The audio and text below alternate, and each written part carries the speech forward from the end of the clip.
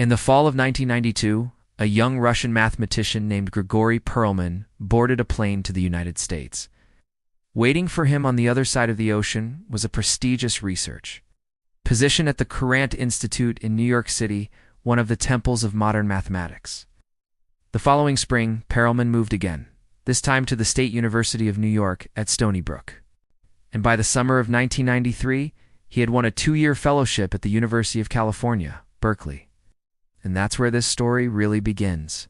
Grigori Perelman fit into the academic environment perfectly in some ways, and not at all in others. He let his hair grow long, which wasn't unusual in California in the 90s. But he also refused to trim his fingernails, believing that nature didn't want hair or nails to be cut. To him, it was a small matter of principle. To everyone else, a bit eccentric. One day in a supermarket aisle, Perelman ran into an Israeli mathematician, Zalil Sella, whom he had met before. Sella had just arrived in California. Perelman pulled him aside and right there between the vegetables and the cereal boxers gave him a 90-minute lecture. The topic? Cars.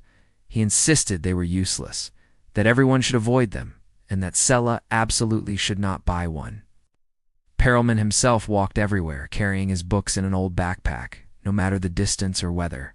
Despite living in the U.S. on a generous fellowship, his lifestyle was extremely modest, wore the same clothes almost every day, and saved every dollar he could.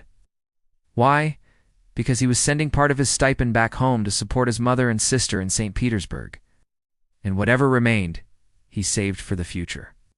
But his frugality once landed him in a very dangerous situation. One night, while walking across campus with a German colleague, a robber emerged from the darkness, pointed a gun at them, and demanded money. The colleague immediately handed over his wallet.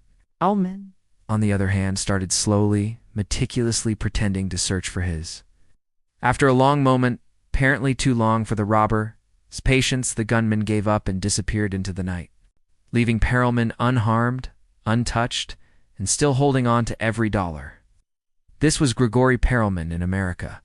Brilliant, unconventional, stubbornly principled, and deeply devoted to his family. A mind capable of solving one of the hardest problems in mathematics yet, living with a simplicity that baffled everyone around him.